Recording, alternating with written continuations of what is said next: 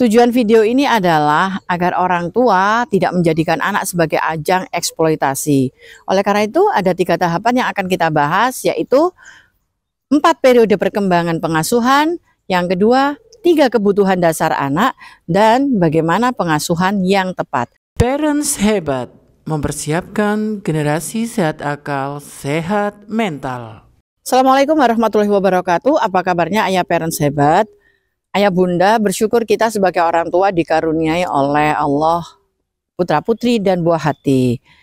Namun terkadang masih banyak orang tua yang memiliki konsep yang tidak tepat saat mengasuh anak, yaitu menjadikan anak sebagai perlombaan.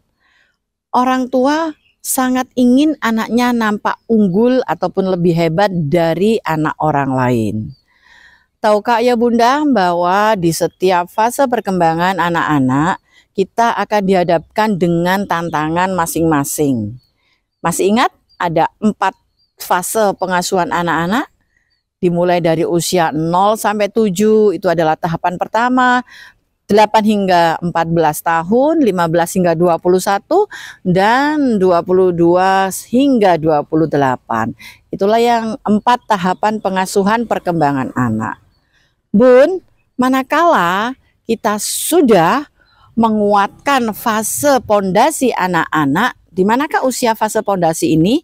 Usia fase pondasi ini adalah di usia 0 sampai 7 tahun.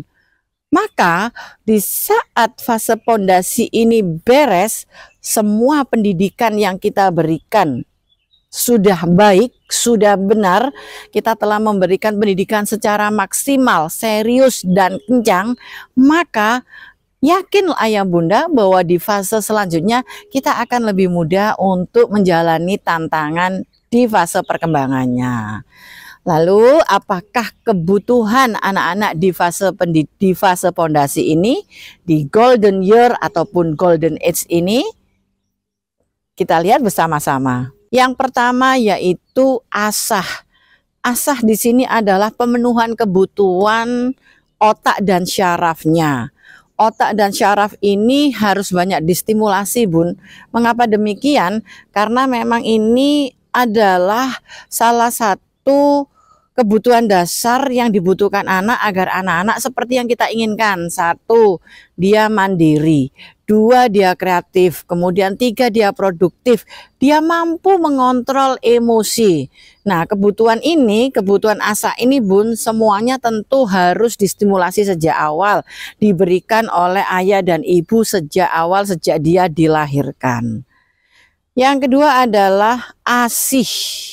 ASI ini adalah ikatan, Bun, ataupun bonding, yaitu kebutuhan mental, kebutuhan psikis dan fisik antara anak dan orang tua harus diberikan.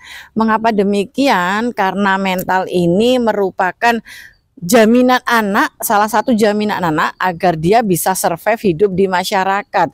Bagaimana kebutuhan dia bersosialisasi dengan orang lain, apakah dia mudah mundur ataukah dia mudah jatuh ketika dihadapkan dengan orang atau dengan lingkungan yang tidak seperti dia harapkan. Yang ketiga adalah kebutuhan asuh. Kebutuhan asuh ini adalah berkaitan dengan kebutuhan fisik. Apa saja yang dibutuhkan oleh fisik? Ada asupan gizi, ada pakaian, ada tempat tinggal yang bersih dan nyaman, ada perawatan kesehatan, dan juga ada pengobatan di kala sakit. Itulah, Bun, asah, asih, dan asuh, 3 kebutuhan dasar yang harus diberikan kepada anak. Manakala kebutuhannya terpenuhi, maka tidak ada kewajiban kita sebagai orang tua kemudian untuk mengeksploitasi anak, lalu kita membandingkan ataupun lalu kita melombakannya dengan anak orang lain. Hal ini biasanya muncul orang tua saat melihat anak orang lain di usia yang sama, kemudian anak-anak dituntut, anak tetangga bisa melakukan A, kenapa anakku tidak? Nah, inilah yang dikatakan berlomba.